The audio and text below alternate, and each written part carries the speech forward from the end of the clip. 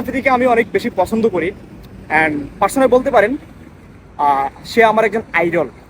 আমি একজন content creator হিসেবে, কারণ হয়তো আফ্রিদি আমার সমবয়সী, বাট তার কার্যকলাপগুলা বা তার কন্টেন্টগুলো পার্সোনালি আমার কাছে অনেক বেশি ভালো লাগতো, এটা আমি মিথ্যে বলবো না।